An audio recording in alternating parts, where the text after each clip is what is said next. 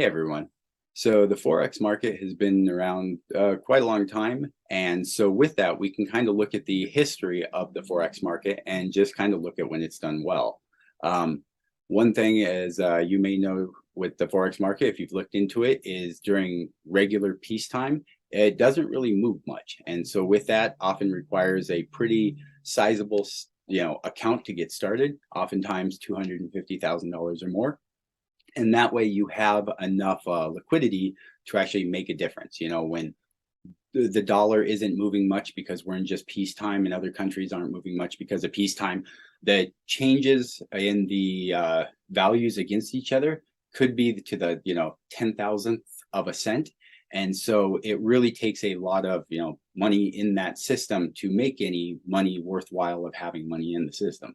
So then you have times like this where historically we've seen when we've had either pandemics or huge outbreaks of sicknesses or whatnot, also in times of war or big talks of war or just world instability, we start getting the volatility in that market that us as smaller traders would want to see to make it worthwhile to get into that market.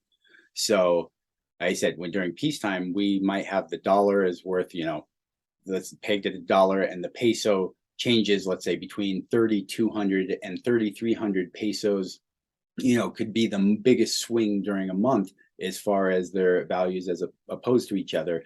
And then when you come into times of war, where news or whatever else will drive the value of one of the economies up relative to one of the other ones that maybe they're saying they're not going to have fertilizer exports or some other commodity isn't going to work out for them this year.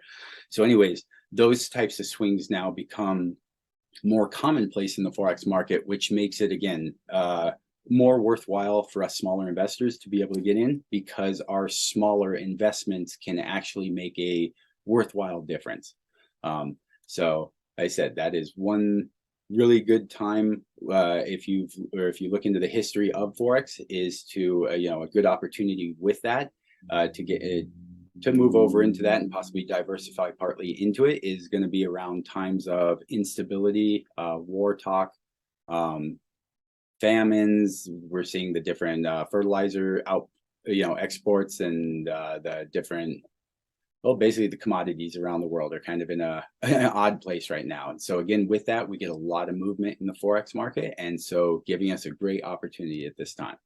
So if you've ever considered, looking at the Forex market before and maybe either didn't have enough to open an account with them, or possibly just didn't see the relevance as opposed, to your strategies for making money, but now might be, a good time to look back into it. So thanks for being with us, and of course, keep learning.